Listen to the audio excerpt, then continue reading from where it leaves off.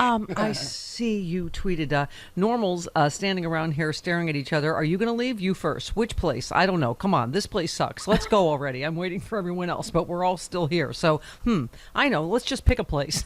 This is what's happening on X right now. Yes. You said I'm on all of the new platforms, but I hope the one that sticks isn't the one controlled by the Elon-adjacent tech billionaire. It'd be like tunneling out of prison into another prison. Exactly. Exactly what it is. You said what would posts be called on Dingus? Dingles? Dings? Yeah, people were saying, because I used the word dingus. Am I even allowed to say that? I guess I what don't, you just said don't it. repeat it. Can we say that on the Chris, radio? Chris Okay. seems on the fence about it. I don't. rather not. Yeah. Don't say the one with berries, but go ahead. Okay. All right. Yes. Well, that was one of the suggestions for what posts would be called on if there was a social media platform called Dingus. And so we were trying to come up. I don't know how that happened. This is just the things that happen now that it's called X. And so I was saying, you know what? Why don't we have a social media platform that's called Dingus? Yeah. Then what would you call the tweets on that platform? And boy, there were a lot of fun suggestions. I think my favorite one is Dings, but the other one that we can't say on the radio. What's his name? Dings. We got so That's many the best dings. The one with berries. Yeah, more dings. Yeah. Dings. That's all the dings. Lots of dings. Yeah. Yeah, for me, it was in the middle of my mom's decline and death, and I'm like, it's too much change. I can't. Travis leaving my mom. I'm like, I'm just sticking with Twitter for now. I can't figure anything else out, But it's so dumb. It's so dumb. You know, it's like the Little Rascals trying to do like a social media platform. Yes. Yeah. They're like adults, but they're not exactly adults. They're kind of getting it right, but then it's also super janky and nothing works. So and he wants to turn this into a global banking system where more than half, or at least most of the global banking happens on his X website. Right. Yeah. He can't even do tweets right without the whole thing blowing up. And he wants to be our latex salesman. That's what it's horrendously ridiculous. And I don't know why someone hasn't pulled him aside and said, hey, Scooter, sit down.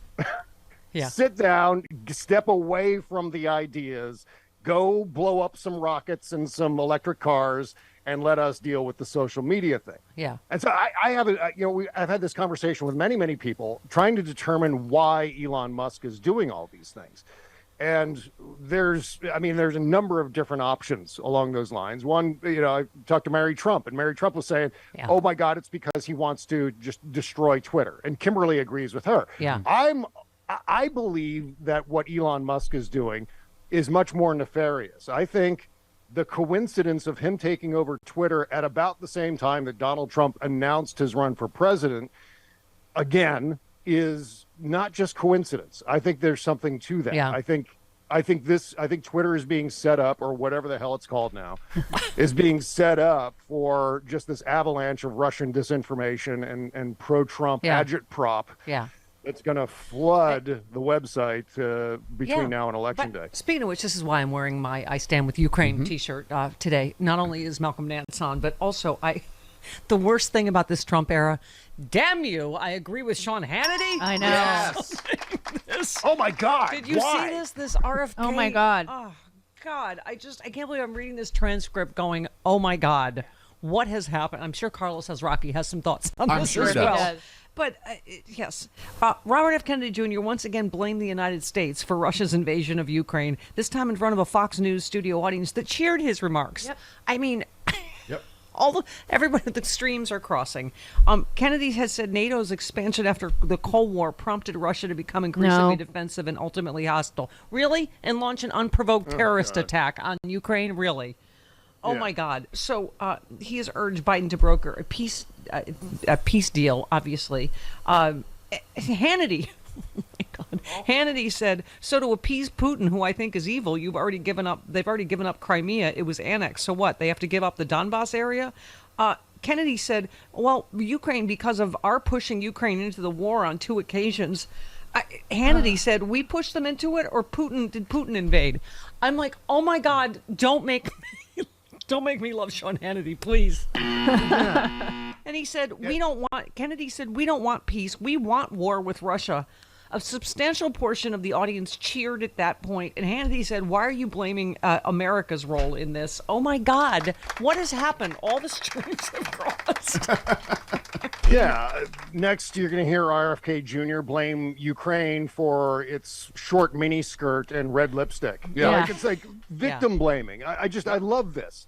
Russia invaded Ukraine. Yeah. Putin thinks that Ukraine is inherently part of Russia, and therefore he's reclaiming it for Mother Russia. Yeah. That's the sort of geopolitical aspect of all of this. It's also Vladimir Putin's mania and his adventurism that and his desire for Eastern Europe. I mean, if this had gone better for Vladimir Putin, if it hadn't been a complete dumpster fire for him, by now, and if Donald Trump had still been president, Vladimir Putin, we'd be talking about Vladimir Putin occupying Eastern Europe right now, too. Yeah. And so to euphemize this and to turn it into some kind of, Ukraine asked for it, is just one of the most ridiculous things in the world. What you always talk about, Bob, that how do we get to a place in the year of our Lord, 2023, where this crank, RFK Jr., this political tourist, could ever be considered seriously for president of the United States? Right? It's, this far left meets far right, wacky anti-vaxxer, pro-Putin universe that exists somewhere, right? Yeah, it speaks to the short-term memory issues that a lot of Americans tend to have. And, at one point a couple of weeks ago, when the whole anti-Semitism thing came up with RFK Jr., he tweeted something, an angry tweet, something about why are you trying to discredit me? And I responded to that tweet. I said, you were discredited 15 years ago. Yeah. It's only because of our short-term memories here in this country that people have started to re-examine your positions on vaccines. 15 years ago, we were done with RFK Jr. and this whole anti-vax business. Yeah. And it was thoroughly debunked, back in the 2000s. And so the fact that he's back and emerged along these lines, I think speaks to the level of disinformation out there, inaccurate information, false expectations. For example, why doesn't Joe Biden debate RFK Jr.? Well, that's never been a thing. Yeah. Never in the history of American politics has an incumbent president debated a primary challenger. Yeah. Because it's just math. It weakens the incumbent. The incumbent has to spend money on a primary challenger defending himself against the primary someone challenger. That has been disavowed by their entire family and desperately clearly needs to get help, not be in a presidential primary. Anyway, so Bob, but I think we keep talking about, this being indictment week again, right? Mm-hmm. That, I guess I think they did some polling yesterday, among Republicans, who's the strongest candidate? 70% Trump, 30% somebody else. I guess we should be happy, because I think, it would be a landslide in the making for Joe Biden. But it's because of the factors we're talking about, Bob, that have suddenly become the RFKs, the Joe Manchin, the wild cards, the political tourists, the God knows what, what is happening. I mean, you've got a Fox News audience cheering at Kennedy and his, I don't even know what, pro-Putin talking points. What? It's hard to even tell what's happening, except we're just having an American nervous breakdown, I guess. Yeah, well, that's a big part of it. It feels a little bit like Ernest Hemingway's Old Man and the Sea sometimes, if you're a Democrat, because here we are, the last grown-ups in the room, and we're doing things the right way, the way political leadership is supposed to operate.